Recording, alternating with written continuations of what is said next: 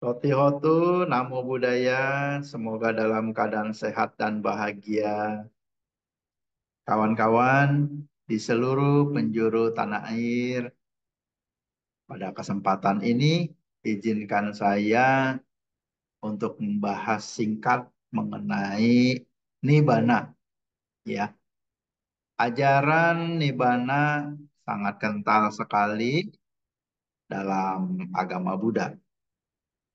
Nibbana berasal dari bahasa Pali dan Nirwana berasal dari bahasa Sanskerta. Sesungguhnya memiliki makna yang sama. Namun, kadang-kadang penggunaan kata nirwana menurut Buddha Dhamma masih kurang pas, ya. Jadi banyak orang mengatakan bahwa nirwana yang kita kenal dengan nibbana itu sama seperti surga, ya kan? Nah, padahal menurut ajaran Sang Buddha pasti berbeda, ya. Ada juga yang mengatakan bahwa nirwana yang mengacu kepada nibbana, mereka menganggap bahwa nirwana adalah satu keadaan atau bahkan dikatakan tempat di mana makhluk-makhluk atau orang yang mencapai nirwana itu terpenuhi segala seluruh kesenangan-kesenangannya. Ya, ini juga pandangan salah. Jadi yang seperti apa sih nirwana atau nibbana itu? Lagi-lagi ini menurut ajaran Sang Buddha yang saya coba untuk mengupas, ya. Apabila ada kata-kata yang salah ya mohon dimaafkan, mohon diluruskan juga, ya. Saya mencoba untuk menjelaskan Nibbana pakai perspektif bahasa saya. Semoga mampu dimengerti dan ada rujukan sutanya juga, ya. Baik, saya coba untuk share dulu slide-nya, ya. Saya besarkan dulu kawan-kawan. Nah, ini Nibbana, ya. Kita mulai dari yang jawaban yang paling gampang. Apa sih Nibbana itu? Apa itu Nibbana? Ya, tadi di awal saya sudah sebutkan banyak orang salah konsep, ya, salah pengertian, salah pandangan. Namun dalam ajaran Sang Buddha yang pernah saya pelajari, Nibbana adalah terbebas dari penderitaan. Saya ulang, ya.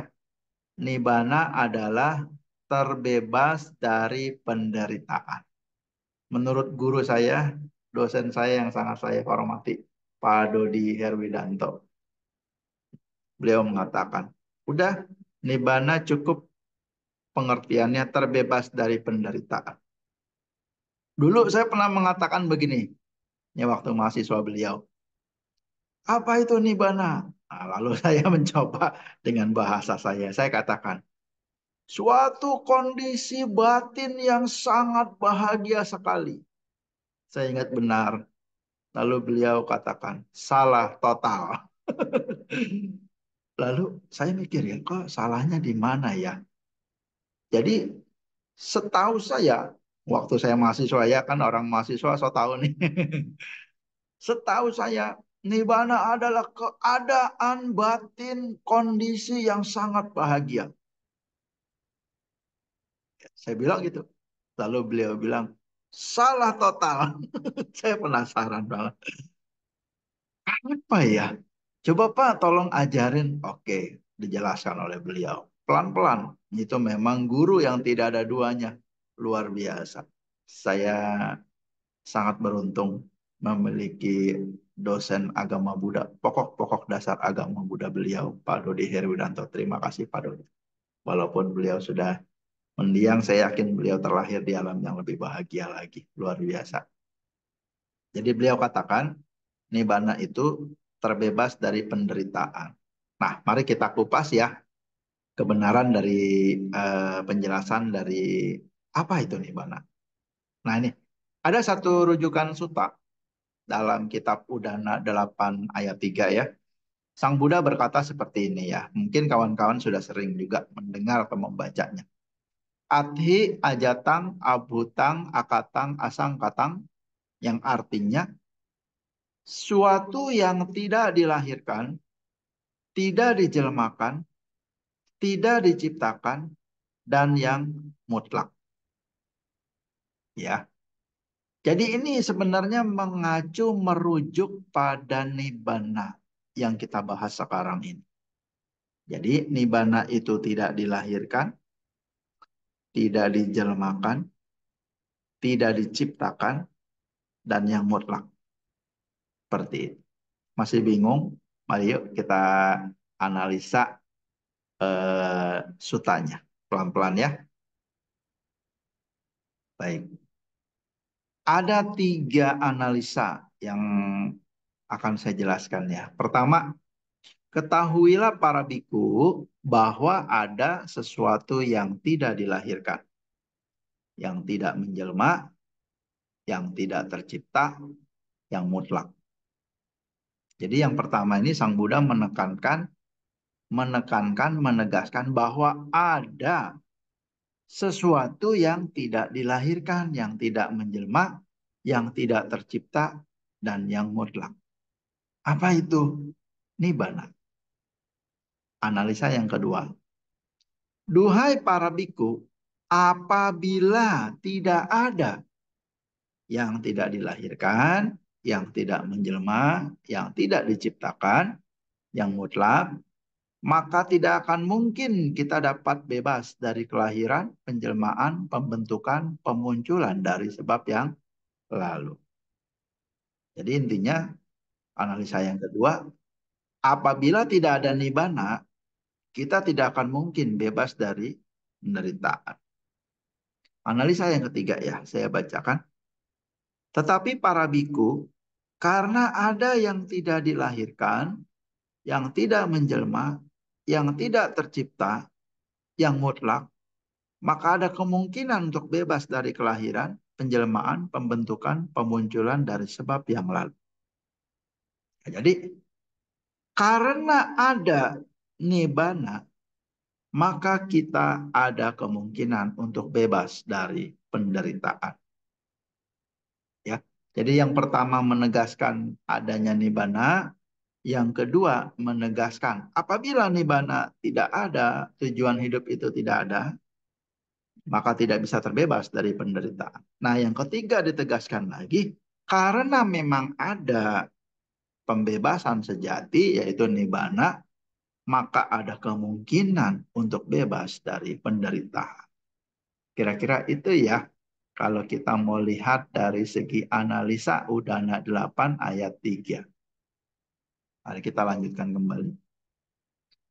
Nah, di sini juga ada penjelasan mengenai swabawa dhamma. Segala sesuatu itu adalah dhamma. Jadi di alam semesta ini, di dunia ini ya, ada 2 hal yang harus kita ketahui sebagai umat Buddha. Pertama, adanya sesuatu yang berkondisi, yang disebut dengan sangkata. Yang kedua, adanya sesuatu yang tidak berkondisi, yang disebut dengan asangkata. Jadi ada 2 ya. Satu yang berkondisi dan satunya yang tidak berkondisi. Yang berkondisi disebut sangkata dhamma, yang tidak berkondisi disebut asangkata dhamma. Mari kita lihat apakah yang berkondisi itu. Nah, ini pelan-pelan ya, teman-teman, pelan-pelan. Yang berkondisi itu punya 3 hal. Satu, terlihat timbulnya atau munculnya. 2, terlihat perubahannya. 3, terlihat padamnya. Muncul, berlangsung, padam. Kalau manusia, lahir, tua, mati. Hewan juga sama. Gedung, ya, di dibangun, lalu dia kelapukan, hancur. Ya. Nah, tiga hal ini sifatnya dari anicca, tidak kekal. Duka, tidak memuaskan. Anatta, tanpa diri, tanpa inti. Ya, kenapa dia tidak kekal? Ya, maka itu dia tidak memuaskan. Yang tidak memuaskan tanpa inti. Ya, kira-kira itu penjelasan. Oke, selanjutnya pertanyaannya, apa contoh dari sangkata? Contoh dari yang berkondisi, yaitu alam semesta, bumi, matahari, bulan, bintang, manusia, pohon, semuanya.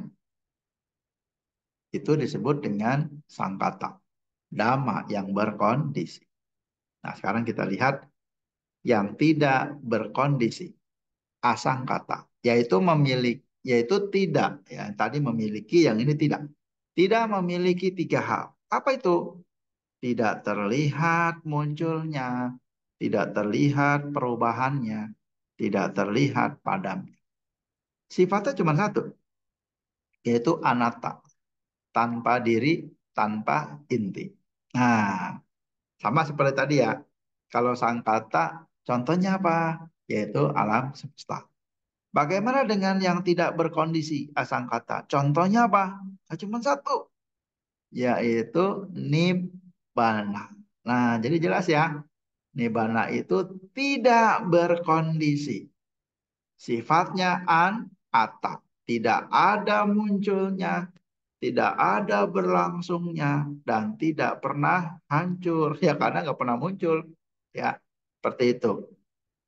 Nah, jadi kawan-kawan di awal, ya di pertama kali saya bicara, ada yang mengatakan bahwa nibbana sama dengan surga. Nah, itu salah ya. Atau nibbana sama dengan alam kenikmatan, ya, mendapatkan ke apa, nafsu-nafsunya berkembang begitu. Tidak. Nibbana atau nirwana menurut ajaran Sang Buddha terbebas dari penderitaan, karena itu dia tidak berkondisi. Ya, baik, kita lihat lagi. Nah, ini ada sangkata. Apa tadi sangkata?